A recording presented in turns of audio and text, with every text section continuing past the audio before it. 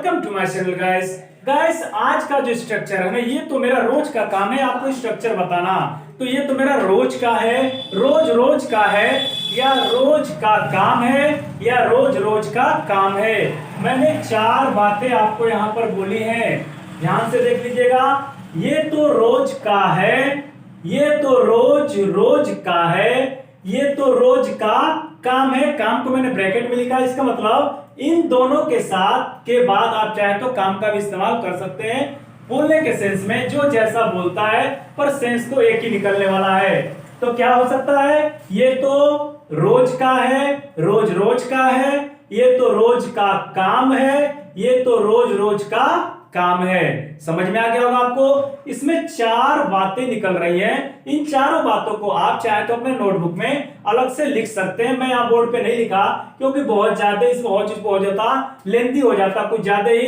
फिर भी समझाने के लिए मैंने ब्रैकेट में काम का इस्तेमाल कर दिया है, जिससे चार चीजें इसमें आपको समझ में आ जाएंगी। तो ये तो रहा हिंदी की बात। अब इंग्लिश में क्या होगा, इसका मतलब क्या निकलेगा।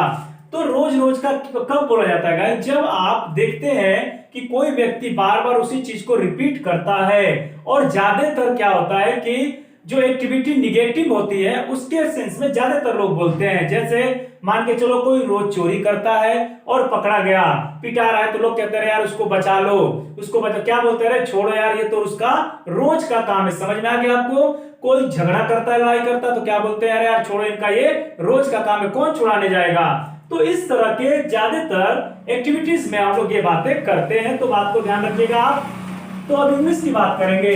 तो बात करते हैं इट इज का इस्तेमाल क्यों किया गया है, क्योंकि यहाँ पर उस एक्शन का जिक्र नहीं किया जा रहा है। अब मान के चले कोई झगड़ा कर रहा है, तो हम बोलेंगे अरे यार ये तो इसका रोज का काम है। तो मैं झगड़े का नाम नहीं ले रहा हूं, उस एक्शन को बस इशारों से बता रहा हूं, क्योंकि बोलने वाला स्पीकर और क्या है लिसनर, दोनों को ये बात अंडरस्टूड है कि किसके बारे में बात की जा रही है। तो फिर यहाँ पर एक्शन का जिक्र नहीं किया गया है। अगर एक्शन का जिक्र नहीं है तो इट का इस्तेमाल कर देंगे, इट इज का। अगर एक्शन का जिक्र आप करके बताना चाहते हैं किसी दूसरे व्यक्ति को जो नहीं देख रहा है या फिर नहीं समझता है या नहीं जानता है, तो आप चाहें तो यहाँ पर जिरंड वर्ब यानी कि वर्ब में आईएनजी लगाकर आप यहाँ पे इस्तेमाल कर सकते हैं, जो मैं इस सेकेंड सेंटेंस में आपको बताऊंगा। पहले वाले में इट इज का इस्तेमाल करेंगे, दूसरे वाले में इट इज की जगह किसी एक्शन का जिक्र करके मैं सेंटेंस को बनाऊंगा। थोड़ा सा ट्रिकी हो सकता है, बट अनडाउटली आपको समझ में आएगा जरूर, ये मेरा वादा है, क्योंकि मैं उस तरीके से समझाऊंगा आपको कि सारी बातें समझ में आ जाए। तो बात करते हैं इंग्लिश में फॉर्मूले की या स्ट्रक्चर की। इट इज के बाद हिज हर देयर, ये होते हैं पजेसिव एडजेक्टिव। जी हाँ, पजेसिव एडजेक्टिव का जिक्र मैं कई बार कर चुका हूं। जब भी आप किसी व्यक्ति या किसी वस्तु पर अपना अधिकार जमा कर बोलते हैं, जैसे मेरा मार्कर, तो क्या बोलते हैं माई मार्कर, उसका मार्कर हिज मार्कर, उनका मार्कर देयर मार्कर। समझ में आ गया आपको। तो ये पजेसिव एडजेक्टिव कहलाते हैं। यहाँ पे his her their dot dot dot लिखा हूं, इसका मतलब और भी आ सकते हैं, जैसे आवर हो गया, माई हो गया, योर हो गया, इट्स हो गया। तो ये सारे पजेसिव एडजेक्टिव केस में आते हैं। आप इनको अगर बखूबी जानना चाहते हैं तो मेरे केस टेबल वाले वीडियो में जाकर, जो सबसे पहला वीडियो होगा उसमें जाकर आप सीख सकते हैं कि क्या होते हैं ये केस। उसके बाद रहेगा एवरीडे स्टोरी। जी हाँ, एवरीडे स्टोरी का मतलब है रोज का कहानी। जी हाँ, कहानी। अब यहाँ पे तो लिखा है काम रोज का है, पर सेंस क्या निकल रहा है, बोलते हैं यार इसकी रोज की कहानी है, इस घर में तो लड़ाई रोज की कहानी है। तो कहानी है, रोज का काम है, रोज का है, रोज का है। सारी चीजें एक ही सेंस को इंडिकेट करना चाह रही है। तो ये आपने देख लिया स्ट्रक्चर। अब आइए जब इन बातों को हम सेंटेंस में देखेंगे तो और बखूबी समझ में आएगा आपको। तो आइए पहले स्टार्ट करते हैं पहला सेंटेंस। पहला सेंटेंस है गाइस, ये तो उन लोगों का रोज का काम है। तो ये तो के लिए क्या लिखेंगे, इट्स, क्योंकि ये तो उस सेक्शन का जिक्र नहीं किया गया है, तो हम यहाँ पे इट्स का यूज करेंगे, इट्स। उसके बाद यहाँ पजेसिव एडजेक्टिव में से क्या लगाएंगे, उन लोगों का, ज्यादा लोग हैं तो देयर का इस्तेमाल होगा, इट्स देयर। उन लोगों का मतलब वे लोग का मतलब दे, और दे का पजेसिव एडजेक्टिव क्या होता है, देयर। ऐसे आप याद करेंगे तो आपको अच्छे से समझ में आएगा। It's there. उसके बाद एवरी डे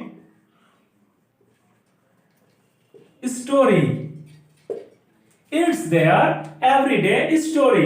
अब यहाँ पे मैं आपको और एक चीज बताना चाहूं कि कुछ लोग को जब पता नहीं होगा ये एवरीडे स्टोरी इस्तेमाल करना है, फिर स्ट्रक्चर इस्तेमाल करना है, तो स्पोकन में कुछ भी आप बोल सकते हैं जो इससे रिलेटेड वर्ड हो। तो रिलेटेड वर्ड क्या हो सकते हैं? It's their daily story, everyday की जगह लगा सकते हैं, पर यहाँ पे जो मैंने लिखा है इसको ज्यादा प्रेफर करिएगा। फिर और दूसरी बात, स्टोरी को आप यहाँ से सब्स्टिट्यूट करके चाहे तो वर्क का इस्तेमाल कर सकते हैं। जी हाँ, इट्स देयर एवरीडे वर्क, यानी काम के सेंस में काम का ही हूबहू यानी डिट्टो उसी का यहाँ पे इंग्लिश अगर आप लिखना चाहते हैं तो वर्क इस्तेमाल कर सकते हैं। और तीसरी बात, वर्क को हटाकर आप जॉब का इस्तेमाल कर सकते हैं। जी हाँ, it's there everyday job. Job मतलब समझते हैं ना, बोलते हैं ना कि मैं जॉबलेस हूं, मुझे कोई जॉब नहीं मिल रही है, मतलब काम नहीं मिल रहा है। तो कितनी बातें मैंने बताई आपको? 4 चीजें यहाँ पे बताई। It's there everyday story, it's there everyday work, it's there everyday job कह सकते हैं। आप चाहे तो एवरीडे को हटाकर डेली का इस्तेमाल भी कर सकते हैं। Daily story, daily work, daily job. समझ में आ गया? इन सारी चीजों को मैं एक ही सेंटेंस में इसलिए बताता हूं कि आप बोल रहे हैं एवरीडे स्टोरी, आप जानते हैं एवरीडे स्टोरी, अगला वाला बंदा अगर आपके सामने जो है अगर वो बोल दिया इट्स देयर डेली जॉब, तो आप सोच में पड़ जाएंगे जॉब क्या होता है। सर ने तो बताया था एवरीडे स्टोरी, पर ये जॉब बोल रहा है तो इसका क्या मतलब होगा। तो आपको अब समझ में आ जाएगा कि दोनों का मतलब एक ही होता है। तो गाइस आपने सीख लिया इसको। अब हम लोग देखते हैं नेक्स्ट वाला। तो हम लोग देखेंगे नेक्स्ट वाला। नेक्स्ट है बहाने बनाना तो उसका रोज का काम है। तो थोड़ा सा ध्यान दीजिएगा, यहाँ पर बात अब कुछ और हो चुकी है। यहाँ ये तो की जगह बहाने बनाना आ चुका है। थोड़ा सा यहाँ पे आप गौर कीजिएगा। बहाने बनाना, जी हाँ, बहाने बनाना तो उसका रोज का काम है। यहाँ पे था ये तो, मतलब उस सेक्शन का जिक्र नहीं कर रहे थे, और यहाँ पे एक्शन का जिक्र किया जा रहा है। ये तो की जगह बहाने बनाना तो समझ में आ गया। तो मैंने कहा इसे जिरंड फॉर्म में, यानी आप कह सकते हैं कि वर्ब की आईएनजी फॉर्म से स्टार्ट करेंगे।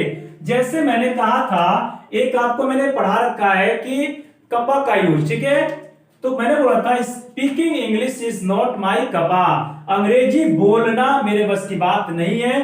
तो बहाने बनाना सेम वही चीज, यानी वर्ब में आईएनजी के साथ हम इस्तेमाल करेंगे। तो आइए देखते हैं, उसके बाद समझ में आएगा। बहाने बनाने को बोलते हैं मेक एक्सक्यूज। क्या होता है? Make excuse. तो यहां मेक में क्या हो जाएगा? मेकिंग। तो क्या लिखेंगे फिर यहां पे? Making excuses. मेकिंग एक्सक्यूजेस क्यों लिखा हमने? बहाने बनाना, मतलब बहुत ज्यादा बहाने बनाने की बात कर रहे हैं, एक एक्सक्यूज की बात नहीं की जा रही है, बहुत सारे एक्सक्यूज। तो मेकिंग एक्सक्यूजेस, अब ये हो गया आप किसकी जगह पे? इट्स की जगह पे। अब क्या लगेगा? Possessive adjective. बहाने बनाना किसका काम है? उसका। मेकिंग एक्सक्यूजेस, अब तो इट की जगह तो आपने लिख लिया मेकिंग एक्सक्यूजेस। अब यहाँ पे क्या आएगा? इस इट की जगह आपने लिखा है, पर इज यहाँ पे छुपा हुआ भी, यानी कि इज यहाँ पे आएगा, कोई ना कोई हेल्पिंग वर्ड तो आएगी आएगी। तो मेकिंग एक्सक्यूजेस इज, समझ में आ गया? मेकिंग एक्सक्यूजेस इज, और उसका काम है तो हिज लगाएंगे, और लड़की होगी तो हर लगाएंगे, क्योंकि यहाँ पे जेंडर क्लियर नहीं है कि लड़के को बोला जा रहा है कि लड़की को बोला जा रहा है, मतलब मेल या फीमेल क्लियर नहीं है। तो फिर भी मैंने कहा था कि जब दोनों में क्लियर नहीं हो तो आप मेल को प्रेफर कर सकते हैं, या फिर दोनों में से किसी का इस्तेमाल कर सकते हैं, या फिर दोनों ही ऑब्लिक करके लिख सकते हैं। Making excuses is his of everyday story. Everyday, तो क्या बना गाइस यहाँ पे sentence? Making excuses is his या हर एवरीडे स्टोरी। और ये बातें बार बार तो बतानी नहीं पड़ेगी कि आप चाहें तो एवरीडे और स्टोरी को सब्स्टिट्यूट करके और भी वर्ड ला सकते हैं। तो गाइस ये मैंने 2 सेंटेंस बनाए जो रोज रोज के हैं। ये मेरा भी क्या है? रोज रोज का काम है। तो आप बोल सकते हैं कि इंग्लिश पढ़ाना तो सर का रोज का है। तो क्या बोलेंगे फिर इसको? टीचिंग इंग्लिश इज अगर मेरा नाम लेना चाहते हैं पीके सर एवरी स्टोरी, या फिर स्पीकिंग इंग्लिश इज, अगर मैं खुद के लिए बोलना चाहता हूं तो यहाँ पे क्या डालूंगा, माई एवरीडे स्टोरी। ये तो मेरी रोज की कहानी भैया कि मैं आपको इंग्लिश सिखाता हूँ, एडवांस स्ट्रक्चर बताता हूँ, मेहनत करके छोटी छोटी बातों को भी इसमें मैं इंक्लूड करके सिखाता हूँ आपको। तो ये तो मेरा रोज का काम है, लेकिन आपका भी रोज का काम होना चाहिए मेरे वीडियो को लाइक करना, शेयर करना और चैनल को सब्सक्राइब करिएगा। और गाइस अगर आप सिर्फ और सिर्फ सब्सक्राइब करके छोड़ दिए हैं चैनल को, लेकिन बेल आइकन नहीं दबाए, तो मैं आपको बता दूं कि बिना बेल आइकन दबाए आपको नोटिफिकेशन नहीं मिलता है। अगर बेल आइकन आप दबा देते ऑल पे तो क्या होता है, आपको नोटिफिकेशन जैसे वीडियो अपलोड होगी यहां से तुरंत आपके मोबाइल में यूट्यूब के डिस्क्रिप्शन में मिल जाएगा। जी हाँ, तो आप बेल आइकन जरूर दबाइएगा। अगर सब्सक्राइब करके छोड़ दिए तो बेल आइकन घंटी का एक निशान होता है, वहां पे ऑल का एक लिखा रहता है ऑल, उस पे जाके आप क्लिक कर दीजिएगा। तो गाइस ये आपको मैंने नॉलेज इसलिए दिया कि हो सकता है कि आपको पता ना हो, अगर पता है तो अच्छी बात है। अपने दोस्तों को भी बताइए, सिखाइए इंग्लिश का महत्व क्या, इंपॉर्टेंस क्या है, ये आपको आगे पता चल जाएगा। कुछ वर्षों बाद आपको इंग्लिश के अलावा और कोई चीज मिलेगी भी नहीं, शायद मैं बोल रहा हूं, ऐसा नहीं कि मैं पूरा कंफर्म हूं, पर हाँ जहां तक मुझे उम्मीद है ऐसा हो सकता है। विदाउट इंग्लिश आपको कुछ भी संभव नहीं होगा करना, तो इसलिए अभी से आप अपनी आदत बनाइए, इसको अपने हैबिट में लाइए। थैंक्स फॉर गाइस, तो thanks for watching my video. मिलते हैं ऐसे ही नेक्स्ट एडवांस स्ट्रक्चर के साथ, तब तक के लिए शुक्रिया। God bless you, till then take care.